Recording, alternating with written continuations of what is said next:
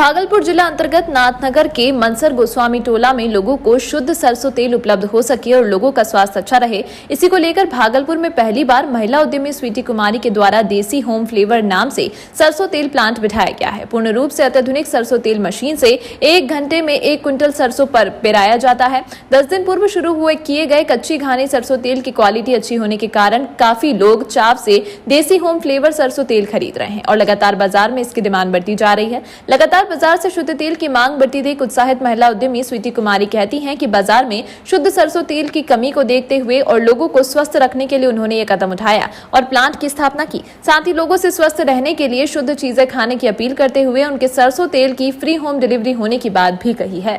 शुद्ध सरसों तेल हमारे मार्केट में उपलब्ध नहीं हो पा रहा है, इसलिए मेरे मन में ये ख्याल आया कि लोगों के लिए और घर डोर टू डोर हम शुद्ध सरसों तेल पहुंचाए, इसलिए हमने आधुनिक रूप से ये मशीन लगाया है जो फुल्ली ऑटोमेटिक है।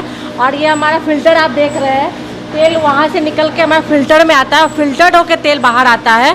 तो हमारी यही सोच है कि हम डोर टू डोर शुद्ध सरसों तेल पहुँचाएँ और लोग शुद्ध सरसों तेल का उपयोग करें और स्वस्थ रहें, शुद्ध चीज़ खाएं और स्वस्थ रहे, हेल्दी रहे। हेल्थ इज़ वेल्थ, स्वस्थ हमारे लिए जीवन है और स्वस्थ रहना ही सबके लिए प्राथमिकता होनी चाहिए।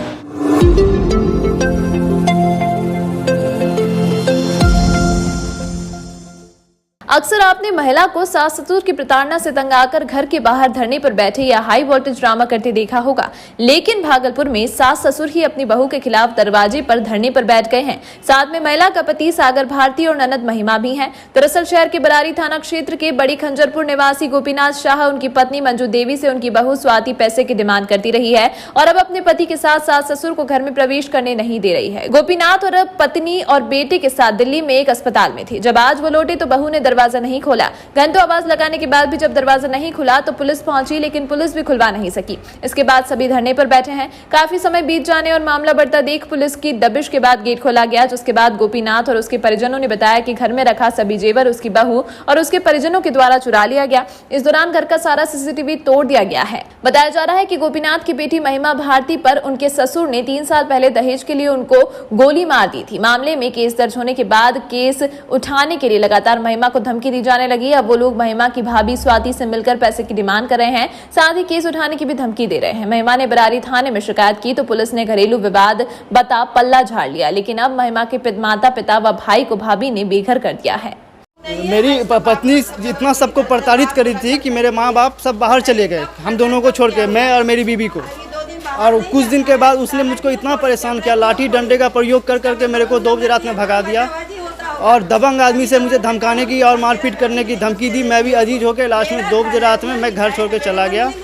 आज मैं जब परिवार के साथ आता हूं तो घर का सारा ताला तोड़ा गया है, सीसीटीवी का कैमरा को डैमेज किया गया हुआ है और मुझे शक है कि घर का सारा सामान को मतलब ये क्षति लोग पहुंचाया गया है। मेरा बाप ही घर खरीद लिया, दबंगगिरी कर रही है। 25 लाख दो, कभी 15 लाख बोलता है, तब तुम्हारा घर छोड़ेंगे, घुसने नहीं देंगे। हर घड़ी गाड़ी से आदमी आता है, धमकाता है। हम लोग ऐसे बीमार पड़ गया है तो अपने ही घर में हमको घुसने नहीं दे रहा है। हमको गोली चलाए हैं, जिसका कोर्ट में गवाही में है। मेरे ये भैया गवाही में, मम्मी पापा हम लोग सब गवाही में। इसलिए मेरे ससुर से ये लोग मिलकर ये सब किया जा रहा है कि हम लोग गवाही नहीं दे, हम लोग भी फंसे। और मेरा सारा संपत्ति अभी दरवाजा नहीं खोल रहा। और सर सारा जेवर मेरा ऊपर ही है, क्योंकि हम लोग तो रेंट पे रहते हैं सर। मेरा कोई अपना घर नहीं है, मैके ही है, सारा जेवर है। और ये खिड़की मम्मी लगा के गई थी सर, देखा जाए खिड़की भी खुला है, कैमरा को भी कट कर दिया। बाहर से आई है, उसकी पुतहू गेट नहीं खोल रही है। अच्छा, क्यों नहीं खोल रही है? बोलती है कि हम खरीदे हैं घर, मेरे पिताजी पैसा देके खरीदे हैं घर।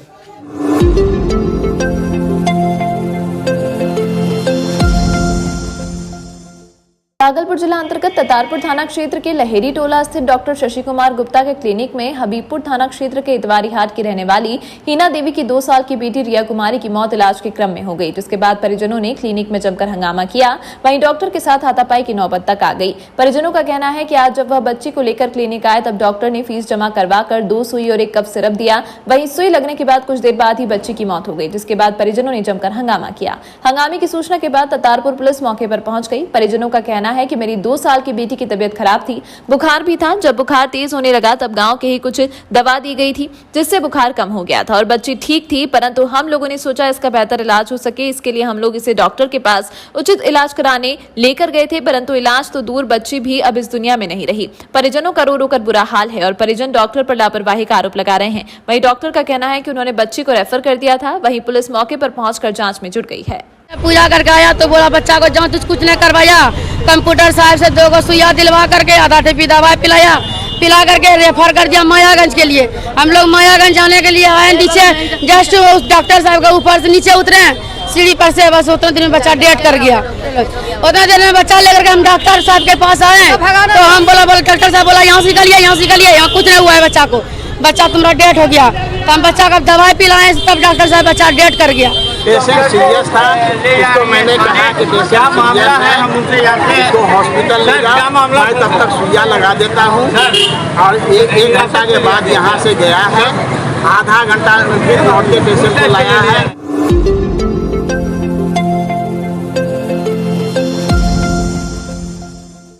भागलपुर जिले में सड़क हादसे में एक छात्र की मौके पर ही मौत हो गई और 2 गंभीर रूप से घायल हो गए। घायल युवकों को इलाज के लिए भागलपुर के मायागंज अस्पताल में भर्ती कराया गया। वहीं मृतक छात्र की पहचान सबोर थाना क्षेत्र के बड़ी हाट डीडी मार्केट निवासी प्रदीप कुमार के 22 वर्षीय पुत्र राहुल कुमार के रूप में हुई है। घटना के बारे में बताया जा रहा है कि मृतक छात्र अपने 2 अन्य दोस्तों के साथ बाइक से जा रहा था और लोदीपुर थाना क्षेत्र के बाईपास टोल प्लाजा के समीप तेज रफ्तार ट्रक ने जोरदार टक्कर मार दी, जिसके बाद मौके पर से राहुल की मौत हो गई और 2 दोस्त घायल हो गए। वहीं घटना की सूचना मिलते ही मौके पर पहुंची लोदीपुर थाने की पुलिस ने घायलों को इलाज के लिए मायागंज अस्पताल में भर्ती कराया।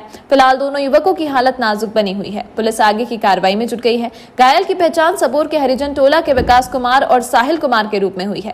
वहीं परिजनों ने बताया कि राहुल तारड़ कॉलेज में BA का छात्र है और आज सुबह 8:30 बजे कॉलेज के लिए अपने बाइक से घर से निकला था। वहीं घटना के बाद परिवार वालों का रो रो कर बुरा हाल है। हम जा रहे थे मीटिंग में गोराडे और रास्ते में देखे कि तीनों का एक्सीडेंट हो गया है। ट्रक था, ट्रक ने तीनों का एक्सीडेंट कर दिया था। से जा रहा था ये लोग बाइक से था, बाइक भी चकनाचूर हो गया था। हमसे रहा नहीं गया, सब ताक रहा था इधर उधर।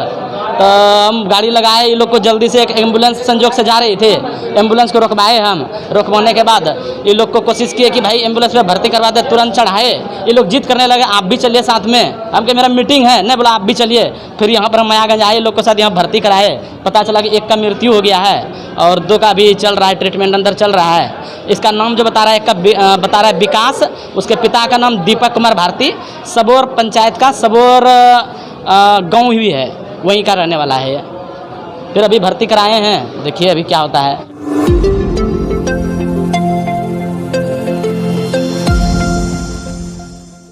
अपने बयानों के कारण हमेशा सुर्खियों में रहने वाले भागलपुर गोपालपुर से जदयू विधायक गोपाल मंडल ने बीजेपी पर जमकर निशाना साधा। उन्होंने भारतीय जनता पार्टी को कोसते हुए कहा कि बिहार में भाजपा का अब कुछ रहा ही नहीं, यह पार्टी बिना पानी की मछली की तरह छटपटा रही है। जल्दी इसका बिहार से सफाया हो जाएगा।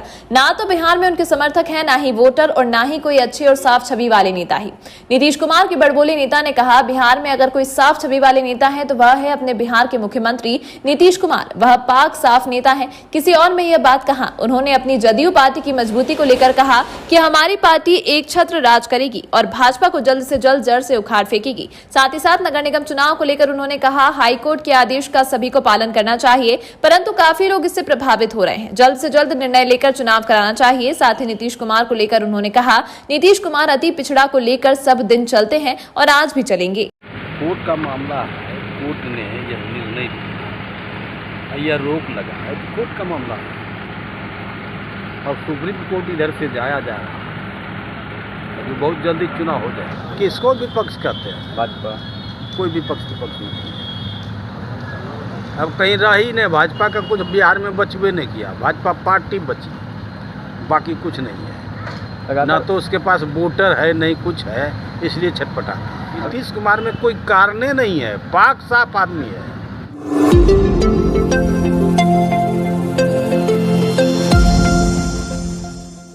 जल्द ही भागलपुर में ट्रेन की 2 बोगियों को रेस्टोरेंट में तब्दील किया जाएगा। इसके लिए जगह चिन्हित कर मुख्यालय भेजा गया है। अनुमति आते ही इसे पूरा किया जाएगा। इस दौरान जो इसमें भाग लेना चाहते हैं वह ले सकेंगे। ये बातें भागलपुर रेलवे स्टेशन निरीक्षण करने पहुंचे मालदा मंडल के डीआरएम यतेंद्र कुमार ने कही। डीआरएम के कार्यकाल पूरा होने के दौरान उनके स्थानांतरण से पूर्व वे भागलपुर रेलवे स्टेशन पहुंचे थे। उन्होंने स्टेशन का निरीक्षण करते हुए अधिकारियों को कई निर्देश भी दिए। इस दौरान वे मीडिया से मुखातिब होते हुए उनके प्रश्नों का जवाब दिया। उन्होंने कहा कि ट्रेन की 2 बोगियों में रेस्टोरेंट कटिहार में खुल गया है और मालदा का भी प्रस्ताव आया है। मुंबई के तर्ज पर यह रेस्टोरेंट्स काम करेंगे। इसमें जो उद्यमी भाग लेना चाहेंगे वह लेंगे। एक प्रश्न के जवाब में उन्होंने कहा कि राजधानी सहित अन्य दुरंतो ट्रेन को भागलपुर से चलाए जाने को लेकर मालदा मंडल से रेलवे बोर्ड को प्रस्ताव भेजा गया है। बोर्ड की स्वीकृति मिलने के उपरांत ही इस पर काम किया जाएगा। उन्होंने कहा कि मालदा मंडल रेलवे विभाग के द्वारा 5 लाख रुपए की लागत से एक मॉडल शॉप बनाई गई है, जिसमें सिल्क जैसे घरेलू उत्पाद बेचे जा सकते हैं।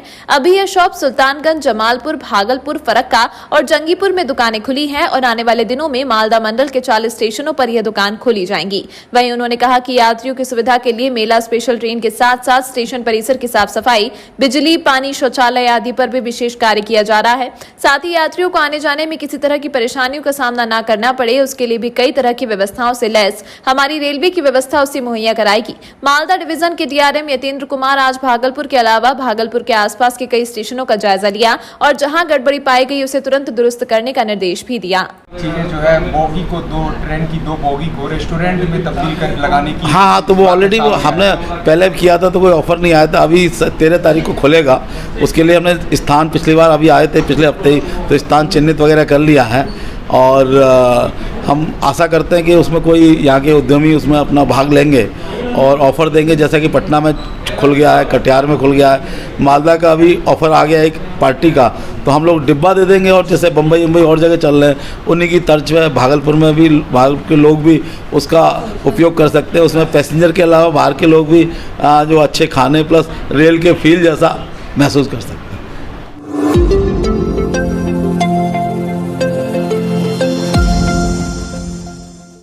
इस बार पूरे देश के साथ भागलपुर जिले में काफी कम बारिश होने से खरीफ फसल का आच्छादन काफी प्रभावित हुआ है और फसल पर खासा असर पड़ा है।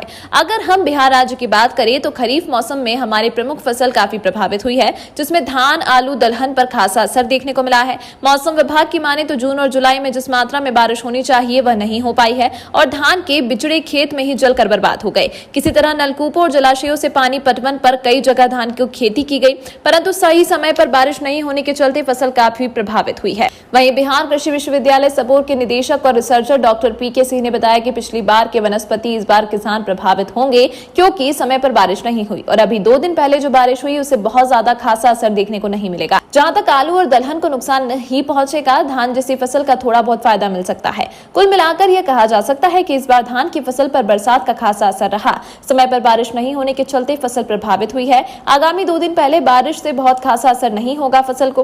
वहीं सीजनेबल फल सब्जियों को फायदा पहुंचा है। हम ये कह सकते हैं कि बीते 2 दिन पहले हुई बारिश से अनुकूल प्रतिकूल दोनों प्रतिक्रियाएं फसलों पर देखी जा सकती हैं। जो क्षेत्र आच्छादित नहीं थे धान की फसल से, उन क्षेत्रों में किसानों के पास ऑप्शन था कि दलहनी और तिलहनी फसलों की खेती समय से की जाए, बट नमी का अभाव उनको किसी न किसी रूप में खटक रहा था। ये बारिश होने से उन क्षेत्रों में नमी पर्याप्त मात्रा में बन गई है और हम समझते हैं कि 10 दिन के बाद वातावरण भी इतना अनुकूल हो जाएगा कि किसान भाई अच्छी तरह से तिलहनी एवं दलहनी फसलों की उपज ले पाएंगे और जो खरीफ की कमी हुई है उसकी बहुत हद तक भरपाई रबी की अच्छी फसल लेके निश्चित रूप से कर पाएंगे और राज्य ही नहीं देश को भी खाद्यान्न सुरक्षा प्रदान किया जाएगा।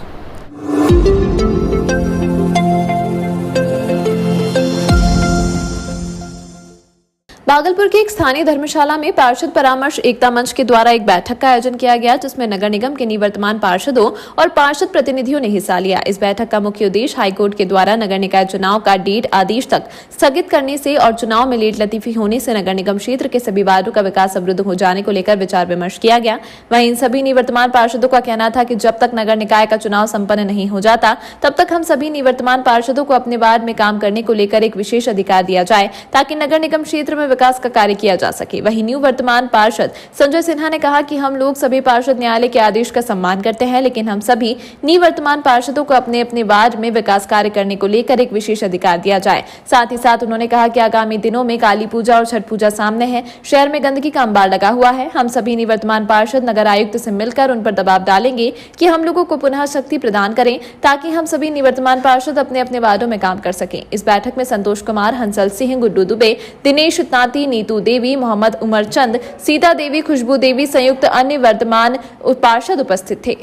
तो नगर निगम के चुनाव में जो न्यायालय ने जो आदेश दिया है हम उनका स्वागत करते हैं, लेकिन भागलपुर नगर निगम में जो स्थिति बनी है अभी पूरे शहर का, छठ पूजा है और काली पूजा है, पूरा शहर गंदगी का अंबार है। तो हम लोग चाहते हैं कि नगर आयुक्त पर दबाव बनाकर हम लोगों को पुनः शक्ति दे, जिसके आधार पर हम लोग अपने अपने वार्ड का और पूरे शहर की साफ सफाई करा पाएँ, जिससे शहर के लोग बढ़िया से काली पूजा और छठ पूजा कर सकें।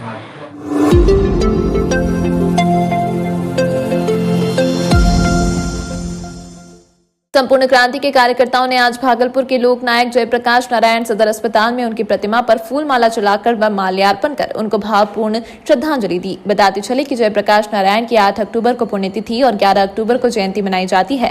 कार्यक्रम के दौरान संपूर्ण क्रांति भागलपुर के सभी कार्यकर्ताओं ने उनके कहे विचारों को रखा। वहीं संपूर्ण क्रांति के अध्यक्ष प्रकाश चंद्र गुप्ता ने बताया कि जयप्रकाश नारायण संपूर्ण क्रांति के मसीहा थे। वह एक ऐसे व्यक्ति थे जो 1942 की क्रांति में भी सबसे आगे थे और अंग्रेजी हुकूमत के खिलाफ आवाज उठाकर कई आंदोलन करने वाले भी थे। साथ ही उन्होंने यह भी बताया कि 1974 में छात्रों के साथ मिलकर संपूर्ण क्रांति का नारा दिया था। राष्ट्र में अमन चैन बहाल करना ही इसका मुख्य मकसद रहा। युवाओं को अपने हक की लड़ाई लड़ने की बात कहते थे। साथ ही उन्होंने कहा कि उनकी सच्ची श्रद्धांजलि तब होगी जब हम लोग उनके कहे हुए कथनों पर चलें। आज 8 अक्टूबर को सदर अस्पताल स्थित लोकनायक जयप्रकाश की प्रतिमा पर हम लोगों ने माल्यार्पण किया, पुष्प अर्पित किया और इनको श्रद्धा सुमन अर्पित किया। ज्ञातव्य हो कि लोकनायक जयप्रकाश नारायण संपूर्ण क्रांति के मसीहा थे। ये एक ऐसे व्यक्ति थे जो 1942 के क्रांति में भी सबसे आगे थे। जेल तोड़ करके इन्होंने अंग्रेजी हुकूमत के खिलाफ आंदोलन किया, अंग्रेजों को भगाने में बहुत बड़ा हाथ इनका था। और 1974 में भी छात्रों के साथ मिलकर इन्होंने संपूर्ण क्रांति का नारा दिया।